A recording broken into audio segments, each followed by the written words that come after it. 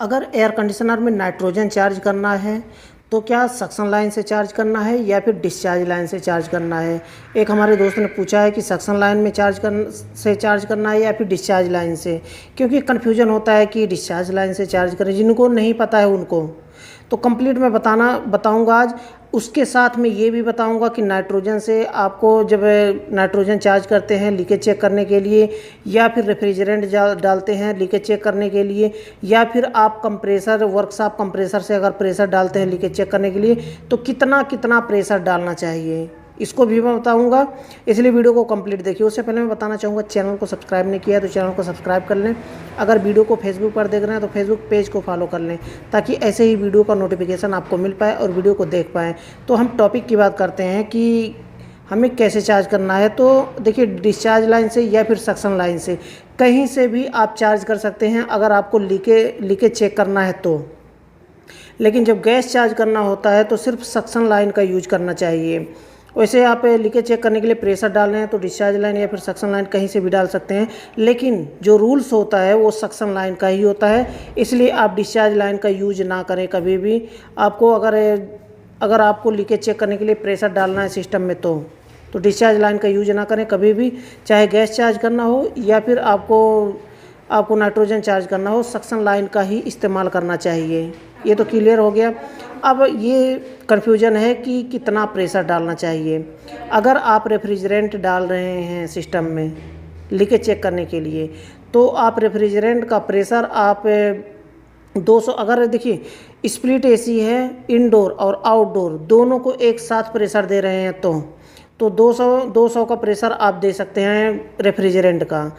अगर वही इंडोर और आउटडोर दोनों को एक साथ प्रेशर दे रहे हैं तो आपको कितना देना है, आपको कम से कम केवल 100 psi से ऊपर नहीं जाना है अगर नाइट्रोजन का प्रेशर। क्यों? क्योंकि नाइट्रोजन का प्रेशर बहुत ज़्यादा होता है। अगर बारीक से बारीक लीकेज अगर नहीं मिल रहा है रेफ्रिजरेंट से या फिर नॉर्मल प्रेशर से, तो अगर नाइट्रोजन चार्ज करते हैं तो उससे बारीक से बारीक लीकेज आपको मिल जाएगा। इसलिए नाइट्रोजन चार्ज किया जाता है। तो नाइट्रोजन अगर डाल रहे हैं तो वहाँ पर 100 psi, अगर इंडोर और आउटडोर को दोनों को डाल रहे हैं एक साथ में तो 100 psi डालना चाहिए। अगर आप इंडोर अलग और आउटडोर अलग आप चार्ज कर रहे हैं तो 50 psi आप डालते हैं अगर नाइट्रोजन, तो भी आपको लीकेज मिल जाएगा, चाहे जितना बारीक लीकेज हो। लेकिन उसी जगह पे अगर इंडोर को अलग और आउटडोर को अलग आप प्रेशर डालते हैं नॉर्मल प्रेशर यानी कि वर्कशॉप कंप्रेसर से, तो आपको कम से कम 150-200 psi आउटडोर में और 150 से 200 psi आपको इंडोर में डालना है, तभी आप लीकेज पकड़ पाएंगे, नहीं तो लीकेज आपको नहीं मिलेगा।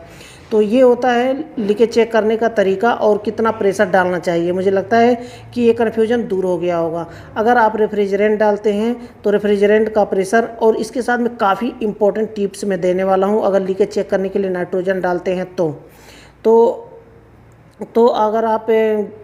अगर विंडो एसी की बात की जाए तो विंडो एसी में अगर आप प्रेशर डालते हैं तो वैसे तो कुछ लोग अलग अलग कंडेंसर अलग और कूलिंग कॉइल अलग निकाल करके उसमें ब्रेजिंग करके चार्जिंग लाइन लगा करके अलग अलग चेक करते हैं लीकेज। लेकिन बहुत ज़्यादा लीकेज होता है, लीकेज नहीं मिलता है तो पानी में डुबाने के लिए ऐसा करना पड़ता है। तो उसमें 50-50 का प्रेशर डाल सकते हैं दोनों में अलग अलग। अगर दोनों कंडेंसर और कूलिंग कॉइल दोनों एक साथ है तो 100 का प्रेशर डाल सकते हैं नाइट्रोजन का।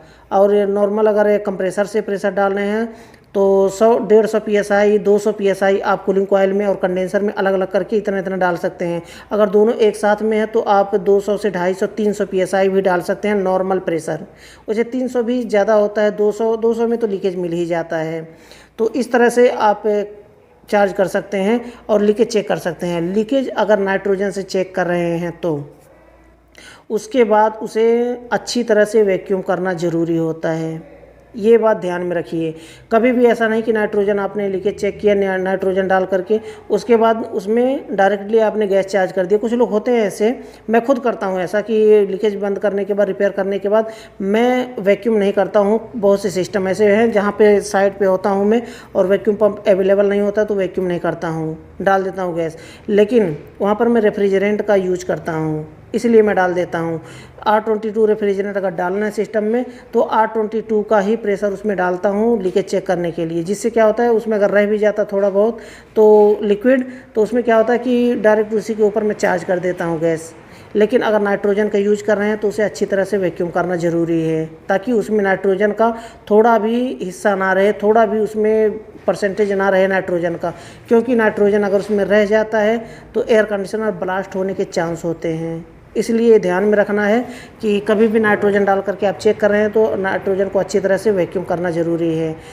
और इसके साथ में मैं बताना चाहूँगा, एक हमारे दोस्त ने पूछा कि अगर गल्फ़ कंट्री में जाना चाहते हैं तो उसके लिए कौन कौन से डॉक्यूमेंट्स की ज़रूरत पड़ती है।